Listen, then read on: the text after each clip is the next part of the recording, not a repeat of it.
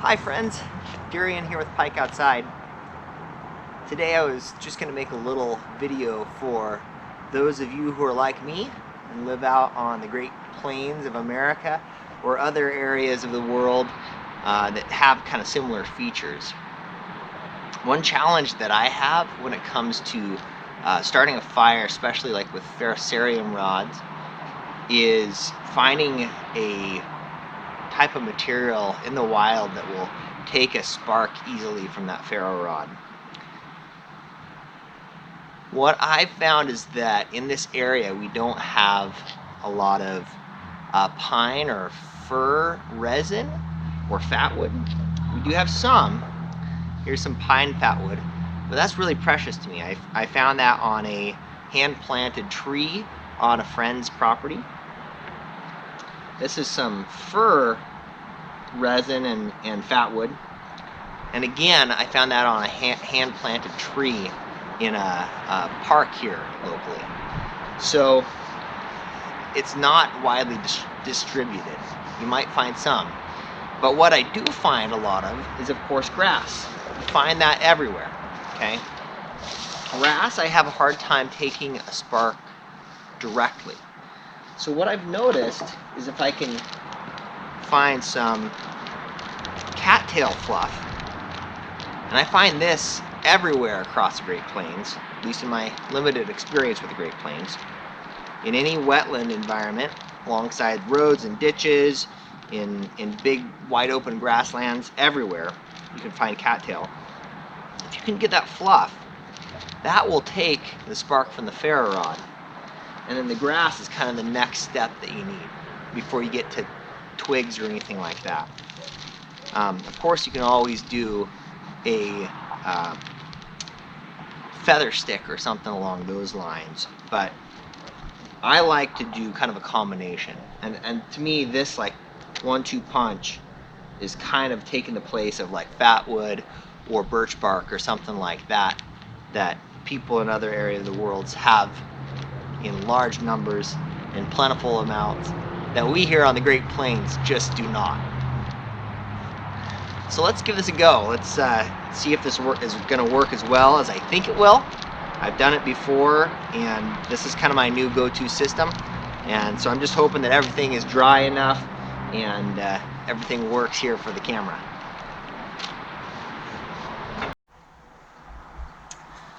This is my fire kits. This is kind of my handmade leather fire kit, and I keep little bits of tinder and things in there.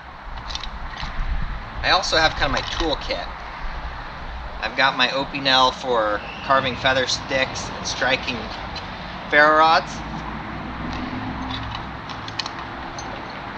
A little bit of fatwood.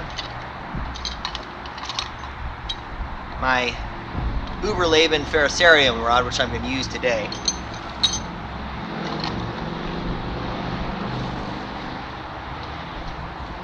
Little pocket bellows. See there? These are great. Brand new to me. I just have used them once so far. A little lighter because I'm not totally bushcrafted. And then just like a little container for holding some tinder. This is the Uberleben ferro rod. I've abused this pretty good, but it works great. If you're not familiar with this company, they're kind of one of the premier ferro rod manufacturers, purveyors of fine ferro rods.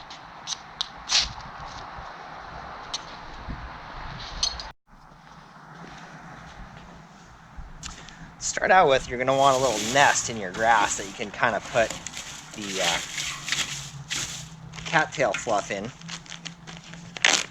I like this Ziploc bag because these things are lighter than air, I swear. They'll just fly away so easily. So some sort of container is critical. I'd use little tins and different things, but I had a bunch, so I used a Ziploc to contain it. That's what it looks like. Look how light that is. So you got to kind of contain that. Here's how it looks coming off the head there.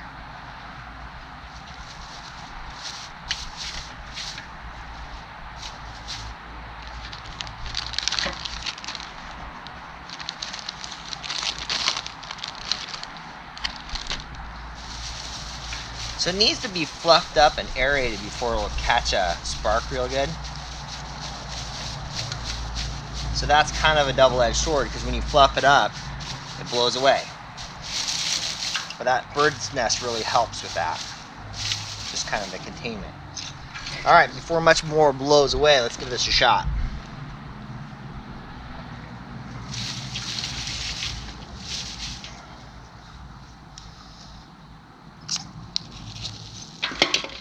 Oh.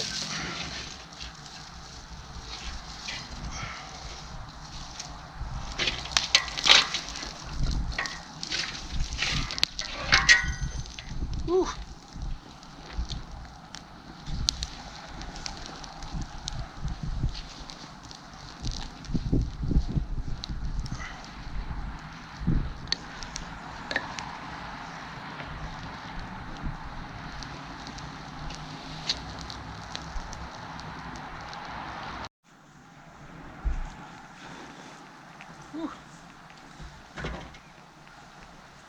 So obviously that caught really fast, and it was just a one strike there. And I didn't think it was a very good strike, but it catches that cattail fluff really quickly.